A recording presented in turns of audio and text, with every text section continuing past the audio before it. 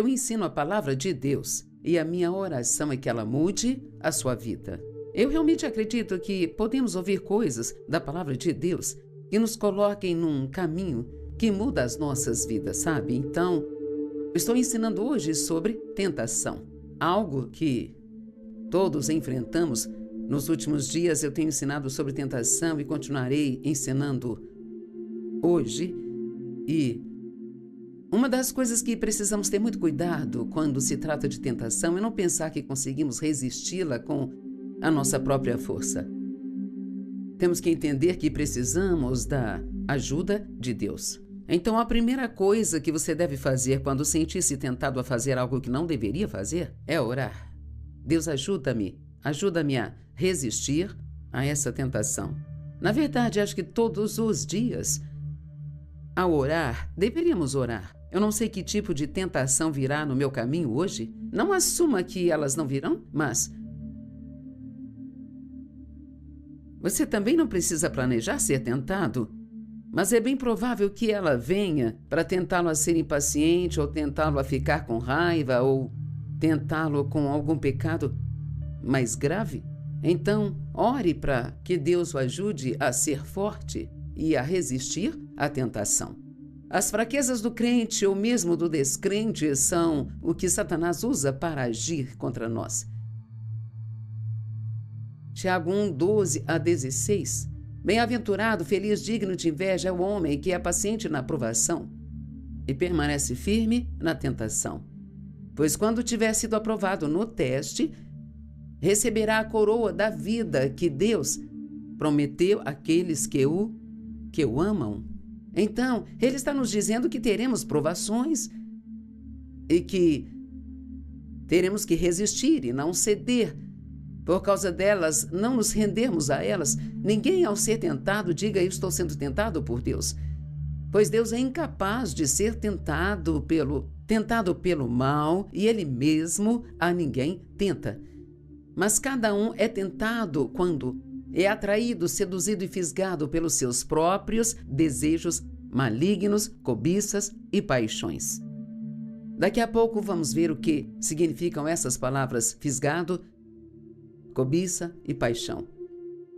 E uma vez que o desejo maligno é concebido, dá à luz ao pecado, e o pecado, quando amadurece, gera a morte. É como uma progressão, sabe? Se você for tentado e então não resistir, eventualmente vai acabar pecando, e o pecado traz a morte. Não significa necessariamente que você vai parar de respirar e morrer fisicamente, mas traz um tipo de morte para a sua vida espiritual e para a sua alma. E graças a Deus, podemos nos arrepender dos pecados e ser restaurados.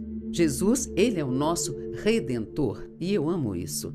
Então vamos nos lembrar. Então o desejo maligno, havendo sido concebido, dá luz ao pecado, e o pecado, quando amadurece, gera a morte. Sabe, Satanás nos fisga, ele nos atrai com o seu plano bem arquitetado. Vamos ver o que algumas dessas palavras significam: fisgar, colocar isca numa armadilha, atrair com engano, usado para capturar animais. Tivemos uma infestação de guaxinins este ano e eles estavam destruindo o quintal. Então, nós colocamos algumas armadilhas e colocamos isca, colocamos comida nelas, sabe? Bem, a comida era o que os guaxinins estavam buscando, mas não haveria muita chance deles entrarem, sabe, realmente entrarem nessa armadilha, se não houvesse nada nela para atraí-los, sabe? E o pecado é mais ou menos assim. Uma pessoa não vai simplesmente pecar de propósito se ama a Deus, mas se houver o tipo certo de isca, e aqueles animais tinham uma fraqueza por comida, então, se tivermos uma fraqueza em alguma área, comeremos a isca. E fisgar significa atrair por engano, é usado para atrair animais, e a carne é frequentemente considerada a parte animal do homem, a natureza inferior daquele que é crente. A isca é um atrativo para atormentar, especialmente com insultos persistentes, críticas, zombarias, provocações e... Alguns sinônimos são importunar, perseguir, cutucar, incomodar, zombar, provocar. Você pode ser uma pessoa bem paciente e não se irritar com facilidade? Mas se alguém continuar te insultando e te insultando e te insultando e te insultando, então não. Importa quão forte você seja, há uma chance de acabar ficando com raiva. Então, com certeza, precisamos orar pela ajuda de Deus em todas as áreas. Cobiça é um desejo intenso e descontrolado, um anseio esmagador ou estar obcecado por algo. E nós podemos ter cobiça em muitas áreas. A cobiça não está restrita apenas ao sexo. As pessoas podem ter cobiça por comida, por bens materiais, por dinheiro, por poder, por promoção, por fama. Tem muitas coisas que as pessoas podem cobiçar, sabe? E a paixão é uma emoção poderosa, como o amor, alegria, ódio, raiva ou ganância. E a paixão, se ela estiver direcionada para uma boa área, isso é algo bom. Desde o dia em que Deus falou comigo que eu iria ensinar sua palavra, eu tive uma paixão por isso e foi isso que me sustentou por 48 anos. E durante esses 48 anos, nós trabalhamos realmente muito duro. Fizemos conferências, viajamos para fora do país e fazendo malas e desfazendo malas, entrando em hotéis, saindo de hotéis, sabe?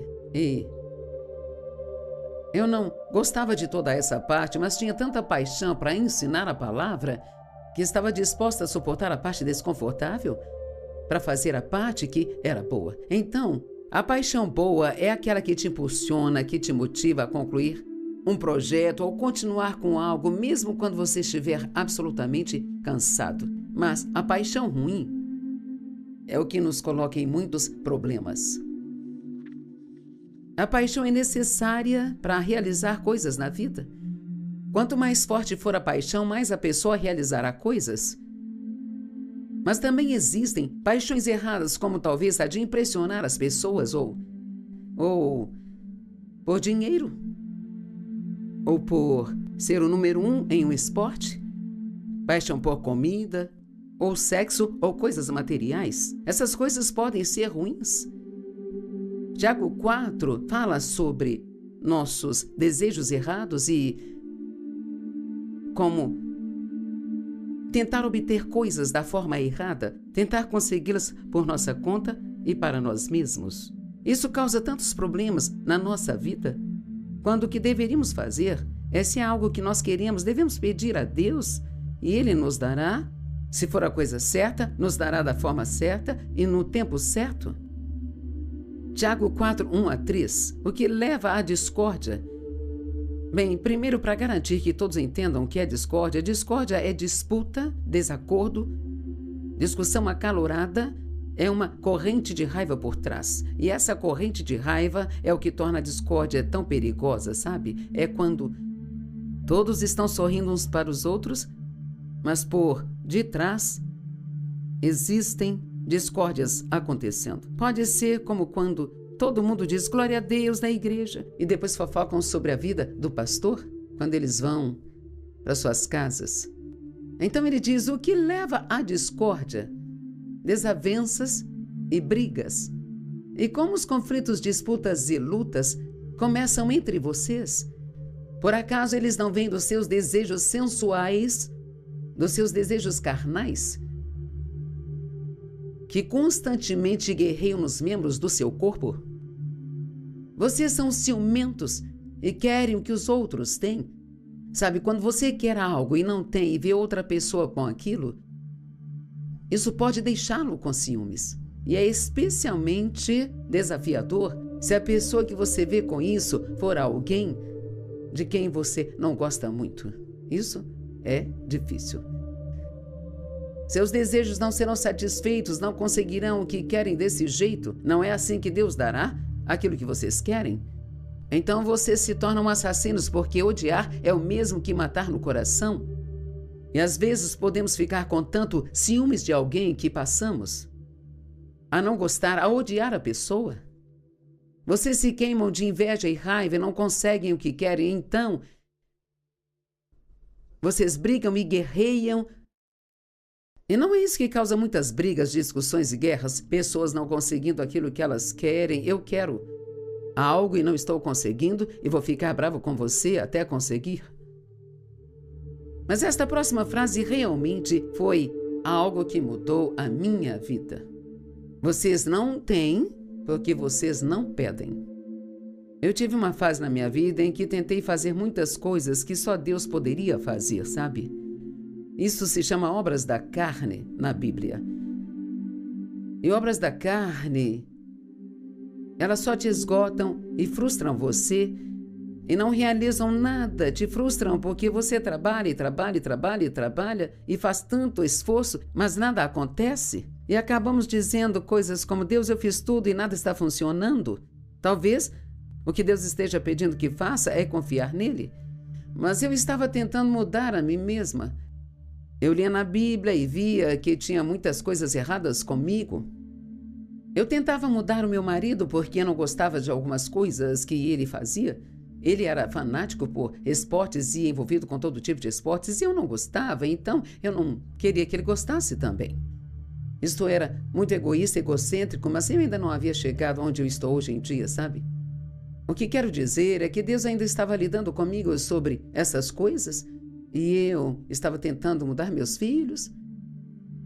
Sabe, quando você tem vários filhos, cada um deles tem uma personalidade e nem todos serão como você, nem todos farão as coisas do jeito que você faz.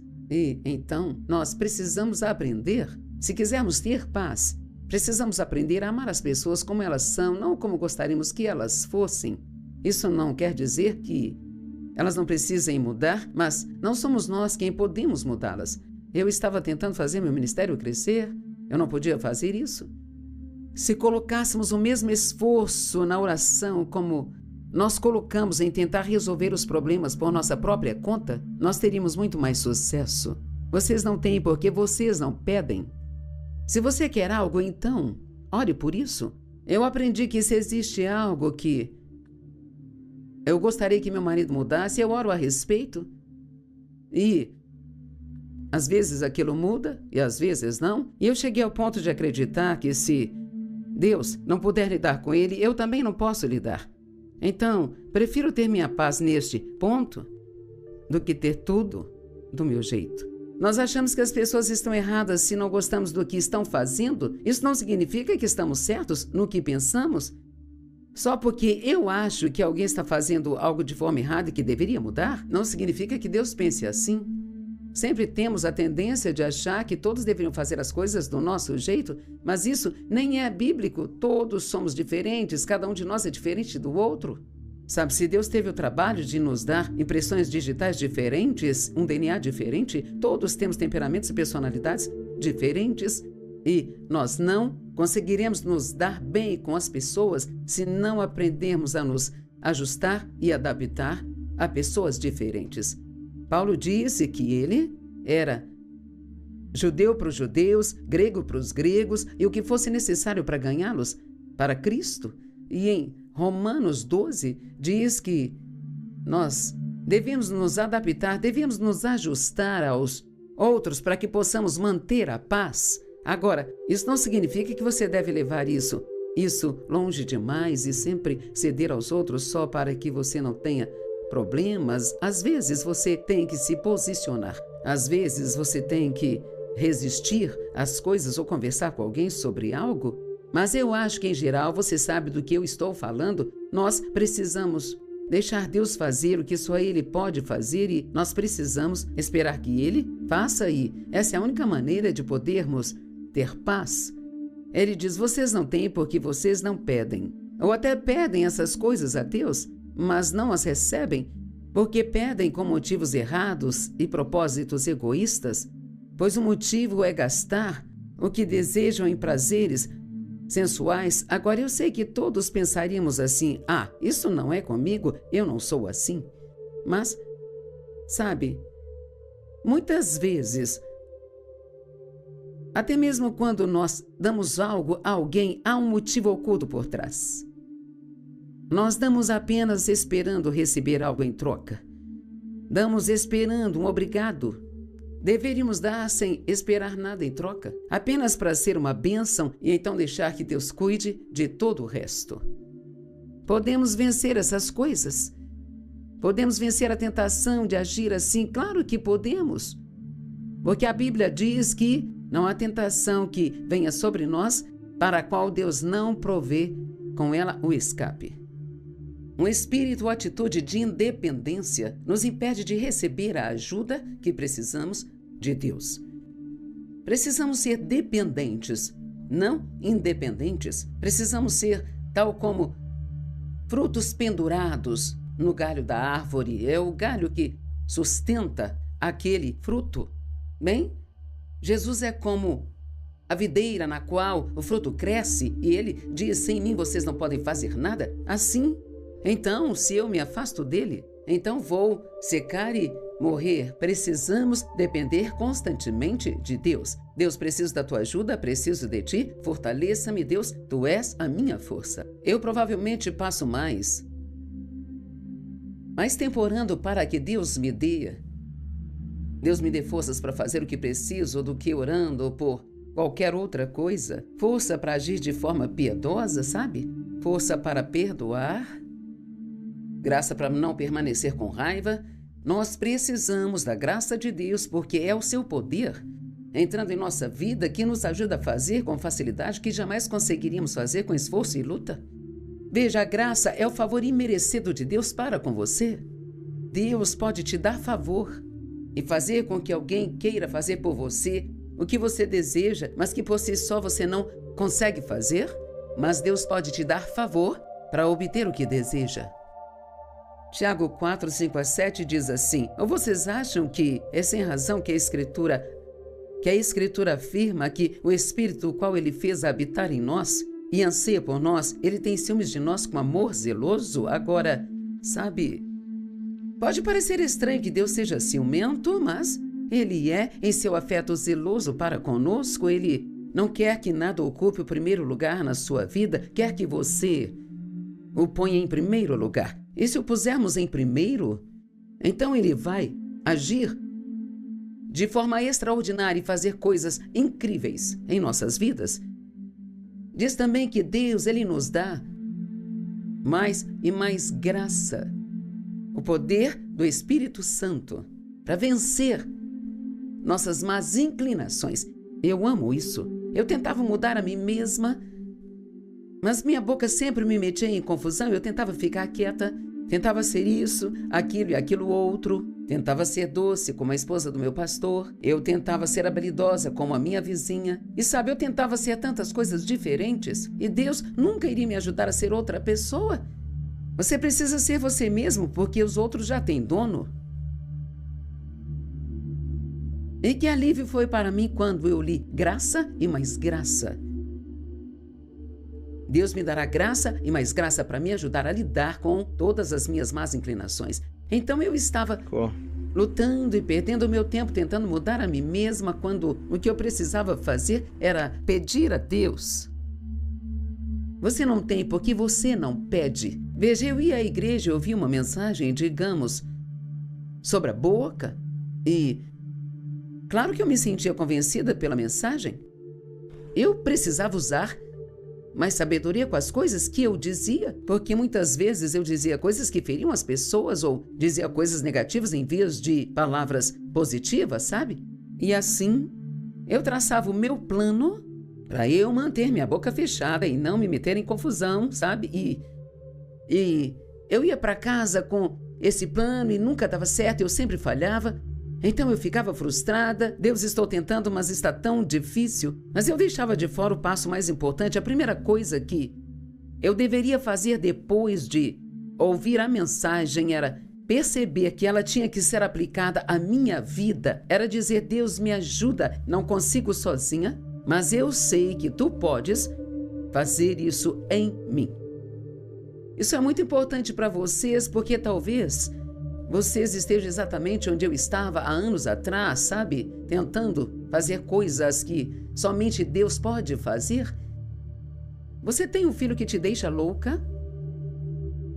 Você não pode mudá-lo? Claro que devemos corrigir nossos filhos, mas você sabe que tem coisas que você tem tentado mudar neles e que simplesmente não mudaram ainda?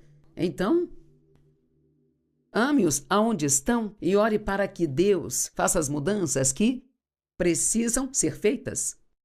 Ou mesmo se for conversar com eles sobre alguma mudança, ore primeiro para que Deus te dê sabedoria e as palavras certas e mostre o momento certo.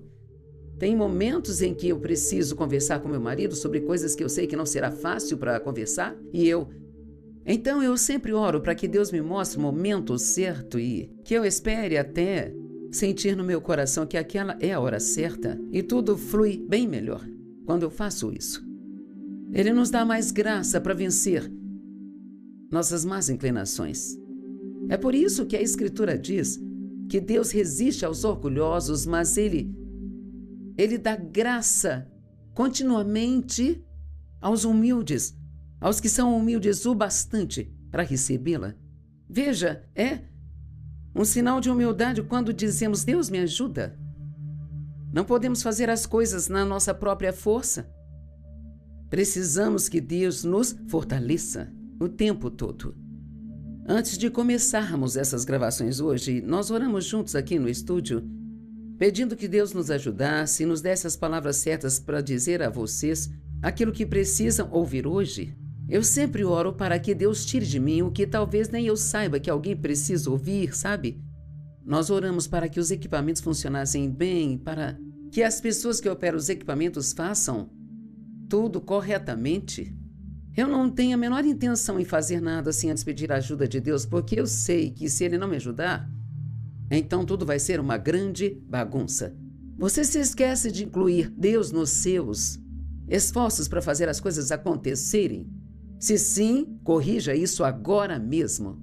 Até mesmo agora você pode dizer a Deus: percebo que tenho te deixado de fora e preciso da tua ajuda. É aí que Deus fica com ciúmes quando esquecemos dele e achamos que conseguimos sozinhos, sabe? E o próximo verso diz: sujeitem-se a Deus, resistam ao diabo e ele fugirá de vocês. Gostamos de citar só a metade do verso e dizer: resista ao diabo e ele fugirá. Mas está escrito: sujeitem-se a Deus, resistam ao diabo e ele fugirá. Mas é na nossa submissão que nós encontramos a força para resistir ao inimigo. E sabe, Deus colocou algo no meu coração há muito tempo. Resistir ao diabo nem sempre significa resistir à provação. Significa resistir a agir como o diabo em meio à provação. O que Deus quer é que sejamos estáveis e demonstremos o fruto do Espírito mesmo nos tempos difíceis. Sujeite-se a Deus, busque-o. Peça-lhe ajuda, humilhe-se e reconheça que você não pode ser forte sem Ele. Romanos 8,37 diz: em todas estas coisas nós somos mais do que vencedores por meio daquele que nos amou. Por meio dele. Então a nossa força está nele. Eu posso todas as coisas por meio de Deus, que é a minha força.